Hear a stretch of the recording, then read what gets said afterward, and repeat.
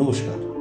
আজ 4 April British বিরোধী ভারতীয় স্বাধীনতা সংগ্রামী সম্পাদক ও লেখক উপেন্দ্রনাথ বন্দ্যোপাধ্যায়ের প্রয়াণ দিবস।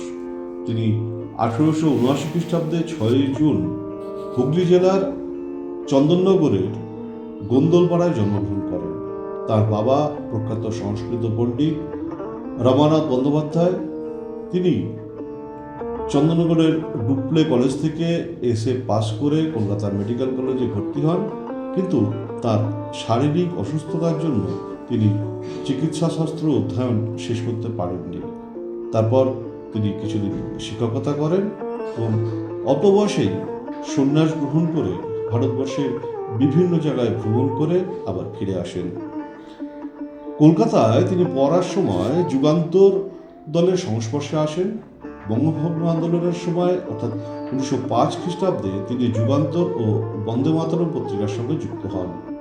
1908 খ্রিস্টাব্দের 30 এপ্রিল মুজফ্ফরপুর বোমা হামলার ঘটনার পরে 2রা মে 32 নম্বর মুরারিপুকুরের বাগানবাড়ি তল্লাশি করে পুলিশ বোমা কারখানা আবিষ্কার করেন এবং বিখ্যাত আলিপুর বোমা মামলায় যুক্ত থাকার অপরাধে ব্রিটিশ প্রশাসক ভারতীয় দার্শনিক, যোগী, কবি ও জাতীয়তাবাদী ঋষি অরবিন্দ ঘোষ, ভারতীয় উপমহাদেশের ব্রিটিশ বিরোধী স্বাধীনতা আন্দোলনের একজন ব্যক্তিত্ব ও অগ্নিযুগের উল্লেখযোগ্য বিপ্লবী এবং ঋষি অরবিন্দ ঘোষের ভাই বারীন্দ্র কুমার ঘোষ, স্বাধীনতা আন্দোলনের একজন বিপ্লবী ব্যক্তিত্ব উল্লাসকর দত্ত, জাতীয়তাবাদী স্বাধীনতা সংগ্রামী যতীন্দ্রনাথ বন্দ্যোপাধ্যায় বা নিরালম্ব স্বামী, ব্রিটিশ বিরোধী স্বাধীনতা আন্দোলনের একজন অন্যতম ব্যক্তিত্ব এবং অগ্নিযুগের বিপ্লবী কানাইলাল দত্ত, স্বাধীনতা আন্দোলনের একজন ব্যক্তিত্ব ও অগ্নিযুগের বিপ্লবী ঋষিকেশ কাঞ্জিলাল, অগ্নিযুগের বিপ্লবী দেবব্রত বসু বা স্বামী প্রজ্ঞানন্দ সহ আরও অনেকের সাথে তাকেও বাগানবাড়ি থেকে আটক করে। 21 মে আলিপুর বোমা মামলার বিচার শুরু হয় এবং 1909 খ্রিস্টাব্দের 6 মে মামলার বিচারে বিচারক বারীন্দ্র কুমার ঘোষ ও উল্লাসকর দত্তকে মৃত্যুদণ্ডে দণ্ডিত করেন। হেমচন্দ্র কানুঙ্গে, বিভূতিভূষণ সরকার, বীরেন্দ্র সেন, সুধীর কুমার সরকার, ইন্দ্রনাথ নন্দী, অবিনাশ চন্দ্র ভট্টাচার্য, শৈলেন্দ্রনাথ বসু, ঋষিকেশ কাঞ্জিলাল, ইন্দুভূষণ রায়ের সাথে তাঁর যাবজ্জীবন দ্বীপান্তর দণ্ড আদেশ হয়।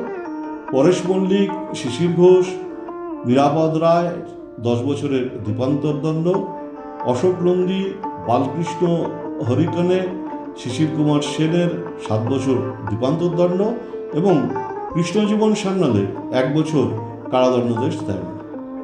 পরে তার যাবজ্জীবন কারাদণ্ড হয়। সেলুলার জেলে তার দীর্ঘ 12 বছর থাকার অভিজ্ঞতা থেকে তিনি তার নির্বাসিতের আত্মকথা বইটি লেখেন। এছাড়াও তিনি 49, পথের সন্ধান, ধর্ম ও কর্ম, স্বাধীন মানুষ, জাতির বিড়ম্বনা, ভবঘুরের চিঠি, অতরান্তদের পত্র, বর্তমান জগৎ ইত্যাদি গুরুত্বপূর্ণ বইগুলি রচনা করেছেন। মুক্তিলাভের পরে তিনি দেশবন্ধু চিত্তরঞ্জন দাসের নারায়ণ পত্রিকার সাথে যুক্ত হন, বারীন্দ্র কুমার ঘোষের সঙ্গে বিজলি পত্রিকা প্রকাশ করেন এবং সাপ্তাহিক আত্মশক্তি পত্রিকাটি তিনি সম্পাদন করেন ও প্রকাশ করেন। দেশ বিরোধী লেখার জন্য ব্রিটিশ সরকার আবার তাকে 3 বছরের জন্য কারাদণ্ডে দণ্ডিত করে। 1926 খ্রিস্টাব্দে তিনি কারামুক্তির পরে ফরওয়ার্ড, লিবার্টি, অমৃতবাজার পত্রিকার সাংবাদিকতা করেন। 1945 খ্রিস্টাব্দের এপ্রিল মাস থেকে আমৃত্যু তিনি দৈনিক বসুমতী পত্রিকার সম্পাদনা করেছেন এবং শেষ জীবনে হিন্দু মহাসভার সাথে যুক্ত হন ও বঙ্গীয় প্রাদেশিক হিন্দু মহাসভার সভাপতি পদে নির্বাচিত হন। 1950 খ্রিস্টাব্দের আজকের দিনে তিনি শেষ নিঃশ্বাস ত্যাগ করেন। প্রয়াণ দিবসে ব্রিটিশ বিরোধী ভারতীয় স্বাধীনতা সংগ্রামী সম্পাদক ও লেখক উপেন্দ্রনাথ বন্দ্যোপাধ্যায়ের প্রতি বিনম্র শ্রদ্ধা জানাই এবং আজকের দিনটি যে সকল উজ্জ্বল তারকা স্মরণীয় করে রেখেছেন তাদেরও জানাই সশ্রদ্ধ প্রণাম। আমার প্রতিদিনের শ্রোতা বন্ধুদের জানাই আন্তরিক ধন্যবাদ। জয় হিন্দ।